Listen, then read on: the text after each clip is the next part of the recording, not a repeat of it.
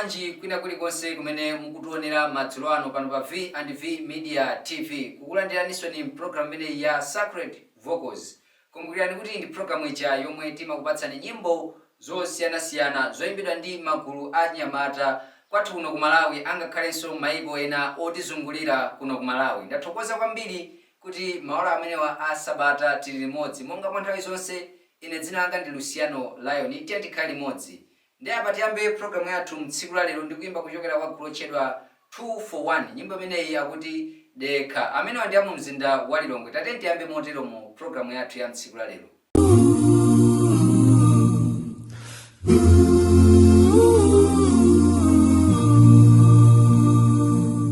Moyo umafika pena chiembekezo kuchoka kuona momwetu mavuto adizingira mzikoli njala matenda malilo sisi kuchoka sikundi sikukulila Fata wopeza Yesu Kristu akuti watu zonsezo ingodeka ingofata Yesu ni wachikondi ingodeka ingofata tiwa suliweka ingodeka ingofata Yesu ni wachikondi ingodeka ingofata tiwa suliweka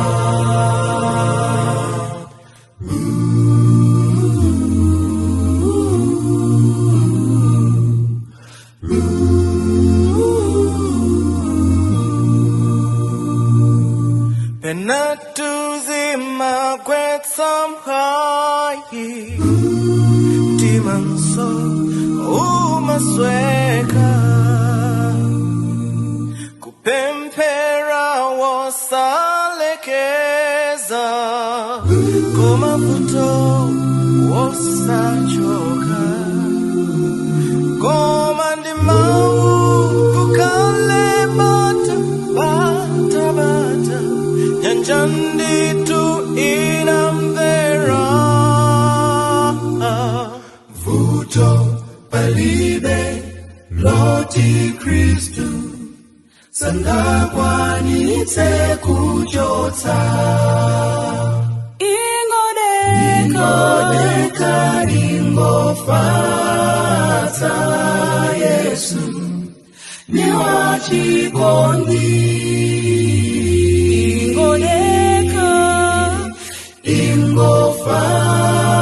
ingofata tiwa suliweka ingodeka ingofata Yesu ni wachikondi ingodeka ingofata tiwa suliweka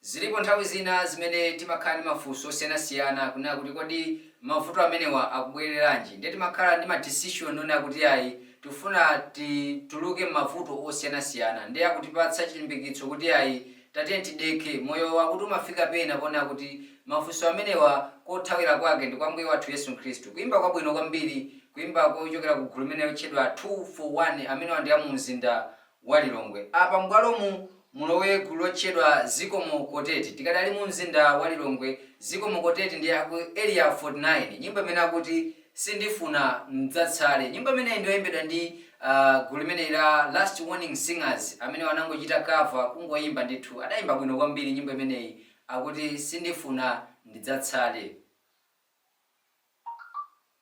Sindifuna kuti mdzatsale patsiku lopita kumzinda wokoma tikakomane ndiwo kondedwa akalelo ndithu sindifuna ndidzatsale. Sindifuna kuti mdzatsale patsiku lopita kumzinda wokoma tikakomane ndiwo kondedwa akalelo ndithu sindifuna ndidzatsale. Atayima mwamba Yesu pamodzi ndi angelo kuitana olungama mulipenga tikakomana naye kumwamba mlengalenga ndithu sindifuna ndidzatsale. Atayima mwamba Yesu pamodzi ndi angelo kuitana olungama mulipenga tikakomana naye kumwamba mlengalenga ndithu sindifuna ndidzatsale. Dorika musadzatsale patsiku lopita kumzinda wokoma tikakomane ndi Dorika wakalelo ndithu sindifuna ndidzatsale. Oimba musadzatsale patsiku lopita kumzinda wokoma tikakomane ndiwo imba akalelo ndithu sindifuna ndidzatsale. Atayima mwamba Yesu pamodzi ndi angelo kuitana olungama mulipenga tikakomana naye kumwamba mlengalenga ndithu sindifuna ndidzatsale. Atayima mwamba Yesu pamodzi ndi angelo kuitana olungama mulipenga tikakomana naye kumwamba mlengalenga ndithu sindifuna ndidzatsale. Taonera komanso kumvetsera kuimba kumene kuchokera kwa gulu lotchedwa Zikomo Koteti amene ndi aku area 49 mu mzinda wa Lilongwe. Nyimbo imene akuti sindifuna ndidzatsale. Nyimbo imene adayimba ndithu ambiri mwa ife tikuidziwa kuti nyimbo imene ndiyo yoyimbidwa ndi gulu la Last Warning Singers aku Nchewu. Koma anyamatawa iye ndithu ayimba mwa makono, kuimba ndithu mona kuti imveke mwa masiku ano. Nyimbo zimene tikumakonda masiku ano iye timafuna tizimva mabesi ndithu amenewa kandi otro adzimveka ndithu nakuti ayi ndithu ayimbidwa mwaluso. Nyimbo yabwino kwambiri, nyimbo yotsitsimutsa. Kupita patsogolo m'bwalo mulowe gulu lotchedwa Through It All, nyimbo imene akuti nkaganiza za imfa ya Sitifano.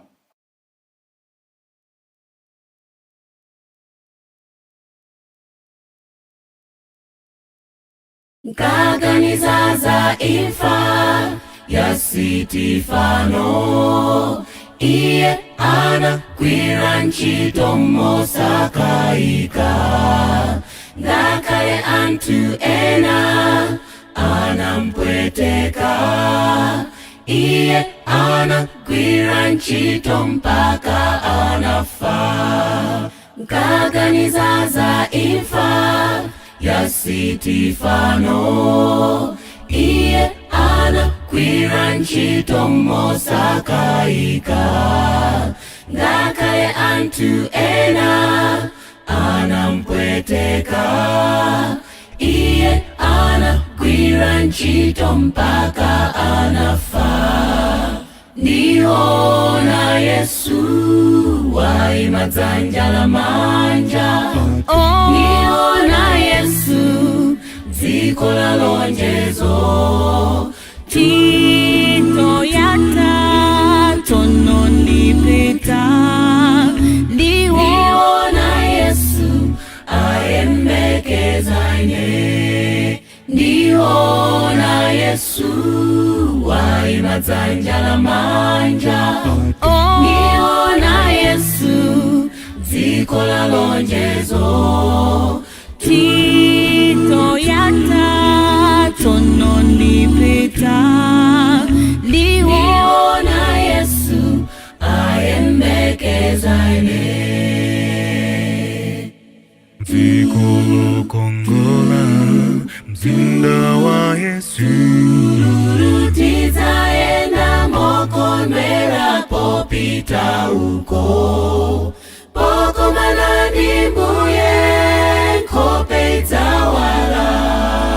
Tidzakhala ndi chimwemwe pofika uko. Ndiona Yesu waima dzanja lamanja, ndiona Yesu dziko la lonjezo. Tito yata tono nipita, Ndiona Yesu ayembekeza ine. Ndiona Yesu waima dzanja lamanja, ndiona Yesu dziko la lonjezo. Tito yata tono nipita, Ndiona Yesu ayembekeza ine. Ndiona Yesu ayembekeza ine.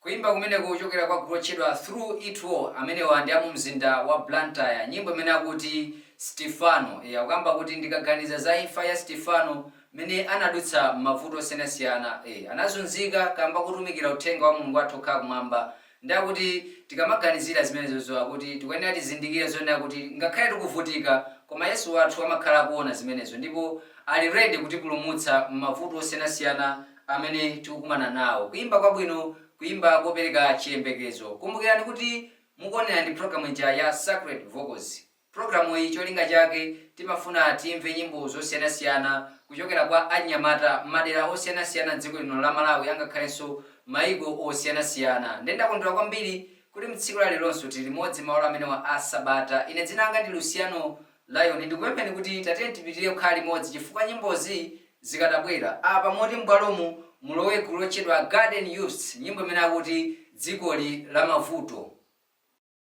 Dzikoli muli mavuto nthawi zonse kudandaula, njala ndi matenda zinakhala lomba mukhalidwe.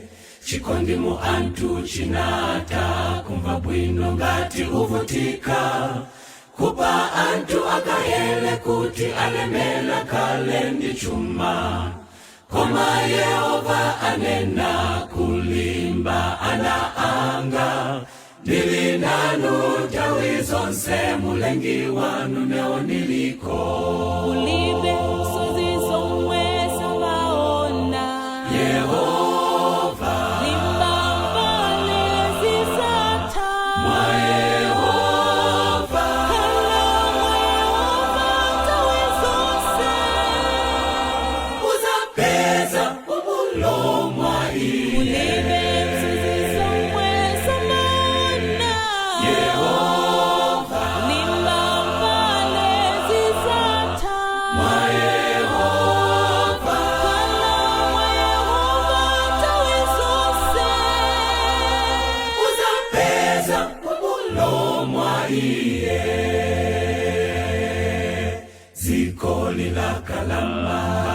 zikoli la kalamba, Akristu atamanyika, yakali pilingu kusakila za mzikoli, aiwala Yehova kokedwa ndi za mzikoli, aiwala cheto yao kundika mzikoli.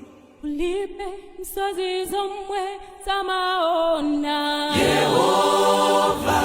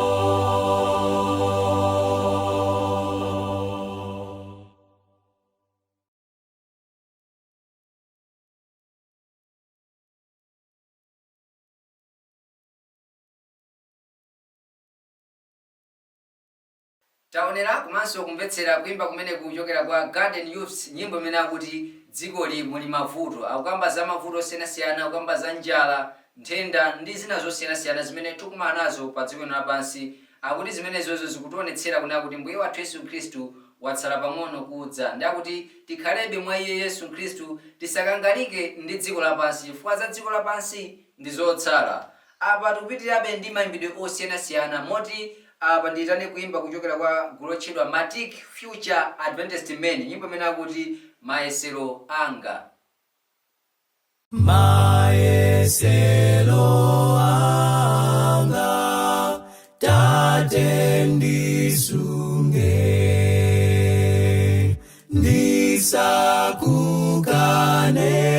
ndisakukaneni kukusiyani, ponde ngumaire kumbukireni, salekane nanu musanditae, zonzikonza chabe nisatengeke, chuma chapoyera chisandikope,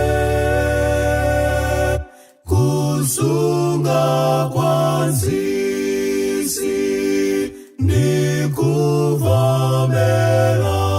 ndikuvamela, ndikana zoipa zolakalaka, matsoka siyanu zolabadira,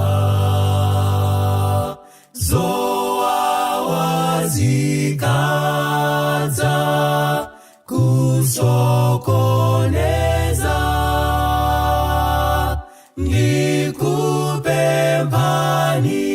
ndikupemphanitu ndisa chimwemwe ngawa zanga zonse ndikupatsani ngawa zanga zonse ndikupatsani ngawa zanga zonse ndikupatsani.